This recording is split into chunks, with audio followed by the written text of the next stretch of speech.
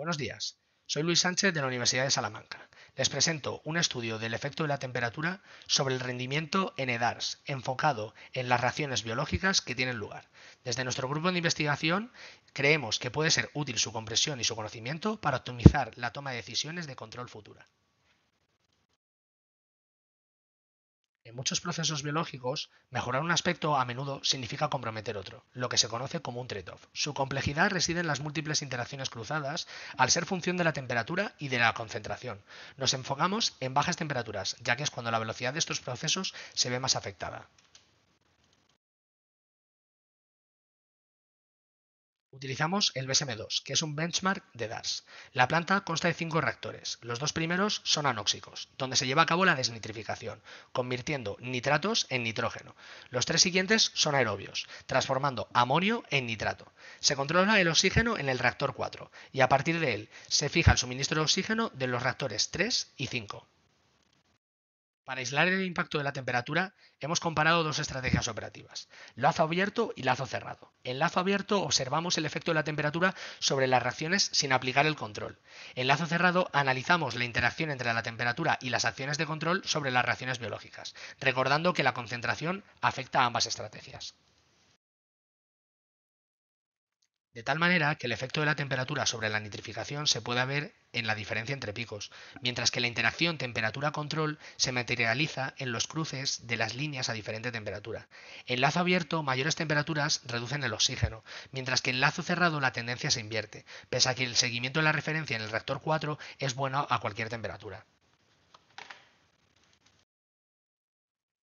Se evidencia que la etapa limitante es la desnitrificación, siendo más notorio el efecto de la temperatura sobre los nitratos. De nuevo, vuelvo a recalcar que el conocimiento del efecto de la temperatura sobre los procesos biológicos es útil para tomar decisiones de control, tomando en cuenta todas las interacciones del proceso. Os invitamos desde nuestro grupo de control a leer el artículo con más detalle. Os leemos en la caja de comentarios. A continuación, vamos a dar respuesta a algunas preguntas que hemos propuesto desde nuestro grupo de investigación con el fin de reforzar la idea que hemos tratado de transmitir en el artículo que hemos publicado. La primera de ellas es ¿qué factores afectan a la temperatura del agua residual en una EDAR? Bien, los factores que influyen en la temperatura del agua residual en una EDAR incluyen variaciones estacionales, descargas de agua caliente procedentes de actividades industriales incluso domésticas, como puede ser la ducha o lavadoras, así como el intercambio térmico de corrientes internas de la planta y el calor generado de algunos equipos, como pueden ser las soplantes, durante su propio funcionamiento. En el contexto de España, estos factores suelen mantener la temperatura del agua residual por encima de los 10 grados. En raras ocasiones desciende por debajo de los 7. Dado que calentar el agua no es viable, debido a los elevados costes que esto supone, se adoptan otras estrategias para optimizar el tratamiento a bajas temperaturas, como puede ser el incremento en la edad de fango o lo que podemos denominar un aumento o una disminución en el tiempo de residencia, la intensificación del aire, de la aireación, controles tal vez on-off, con el fin de mantener eso, la eficacia de la eliminación de contaminantes en condiciones térmicas adversas, siempre tratando de cumplir los parámetros exigidos, es decir, no violar ninguna de las restricciones. Otra de las preguntas que os podéis hacer es ¿por qué varía el oxígeno disuelto en el reactor 5 en lazo cerrado y por qué no se muestra esta variable en lazo abierto? Bien, en el escenario de lazo cerrado, el oxígeno disuelto en el reactor 4 está regulado para que siga una referencia, 2 gramos metro cúbico. Y en el reactor 5 no hay control de oxígeno, aunque la intensidad de la aireación dada es proporcional a los movimientos del coeficiente de transferencia de oxígeno del reactor 4, que sí está controlado. Como la aireación en el R5 no se ajusta para regular el oxígeno disuelto en el reactor 5, se observa que hay un decaimiento del oxígeno disuelto, ya que los microorganismos lo consumen y la entrada de aire no logra compensarlo. Tampoco se muestra el oxígeno disuelto en el reactor 5 a lazo abierto porque es muy similar al patrón que se muestra en el reactor 4, con valores menores, porque el coeficiente de transferencia de materia de oxígeno para el reactor 5, el KLA5, hemos determinado o hemos impuesto que va a ser la mitad que el coeficiente impuesto para el reactor 4. A continuación vamos a dar respuesta a una de las preguntas más complejas que nos ha surgido a lo largo del artículo.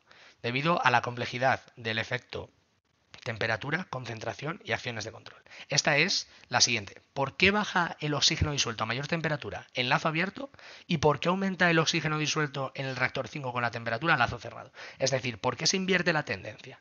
Bien, en lazo abierto predomina el efecto de la temperatura. Hemos de tener en cuenta que esta variable se encuentra como exponencial en los coeficientes cinéticos de las reacciones y por ende mayores temperaturas implican una mayor actividad. Consiguientemente, un incremento en el consumo de oxígeno. Mientras que en lazo cerrado se invierte esta tendencia ya que predomina el efecto de la concentración. El orden se invierte ya que el R4 elimina más y requiere más oxígeno cuanto mayor es la temperatura. Pero no tenemos este problema en el R4 porque la referencia es 2 gramos metro cúbico y hemos visto que el tracking es bueno. Por lo tanto, sobra más en el R5, a diferencia de lo que ocurre para temperaturas más bajas, en las que el R4 no funciona tan bien y todavía es necesario oxígeno para seguir metabolizando. Entonces es normal que el orden sea de arriba a abajo, es decir, de mayor concentración de oxígeno a menor, la mayor temperatura y la menor, porque a menores temperaturas es necesario seguir eliminando nutrientes y materia carbonosa, para lo cual se necesita oxígeno.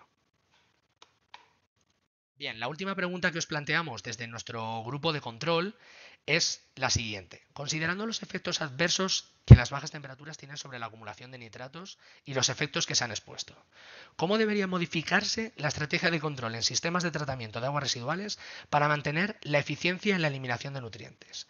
Pues es complejo, dado que, como se ha dicho, los sistemas biológicos cuentan con muchos trade-offs, además de otras tantas restricciones. Es decir, tenemos compromisos y además restricciones que nos limitan, por lo que no podemos llevar a cabo una única estrategia de control, sino que se debe realizar una estrategia múltiple. Frecuentemente se juega con el tiempo de residencia del reactor, de manera que se le da más tiempo a los microorganismos a degradar la materia orgánica y a eliminar nutrientes, pero esta es una de infinidad, porque también podemos utilizar un control en cascada, podemos utilizar un control on-off o incluso una combinación de todos ellos. De nuevo, gracias por la atención y esperamos que con estas preguntas hayamos despertado en vosotros cierta curiosidad en nuestro enfoque de entender desde la base los procesos biológicos para optimizar de esta manera la toma de decisiones de control. Nos vemos.